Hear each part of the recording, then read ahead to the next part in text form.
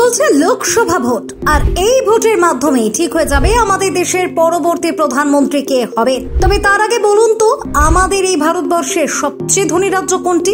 আমাদের রাজ্য মানে পশ্চিমবঙ্গ কত নম্বরে রয়েছে? ভারতের কোন রাজ্য সবচেয়ে ধনী হিসেবে চিহ্নিত? এটা অনেকের মনেই প্রশ্ন থাকতে পারে। পশ্চিমবঙ্গই বা কোন স্থানে রয়েছে দেশের মধ্যে? ভারতে মোট রাজ্যের সংখ্যা 28টি, কেন্দ্রীয় শাসিত অঞ্চল রয়েছে 8টি। এর মধ্যে একটি রাজ্যের আর্থিক ভিত্তি এক রকম।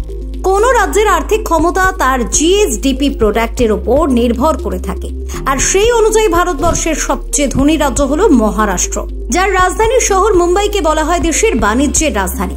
অনেক সংস্থার প্রধান কার্যালয় থেকে শুরু করে বিভিন্ন ব্যাংকের প্রধান কার্যালয়, স্টক এক্সচেঞ্জ সবই রয়েছে শহরে। এই জিএসডিপি ধরেই দ্বিতীয় স্থানে রয়েছে তামিলনাড়ু, এরপরে স্থান গুজরাটে। চতুর্থ স্থানের জন্য ফের ফিরে যেতে হবে দক্ষিণে। কর্ণাটক হলো দেশের চতুর্থ আর্থিক শক্তিধর রাজ্য। 5 নম্বরে রয়েছে যোগী আদিত্যনাথের উত্তরপ্রদেশ, দেশের অন্যতম বৃহৎ এই রাজ্যের স্থান 5মে। এখানে মনে হতেই পারে, তাহলে কি পশ্চিমবঙ্গ এদের ধারে কাছেই নেই? খতিয়ান কিন্তু বলছে 6ষ্ঠ স্থানে রয়েছে পশ্চিমবঙ্গই, দেশের এমন এক রাজ্য যাকে রাজ্যের নিরিখে 6ষ্ঠ বৃহত্তম অর্থনৈতিক শক্তি বলা হয়। পশ্চিমবঙ্গকে অনেকটাই পিছিয়ে পড়া মনে হলেও আদতে কিন্তু এটা ধারণা মাত্র।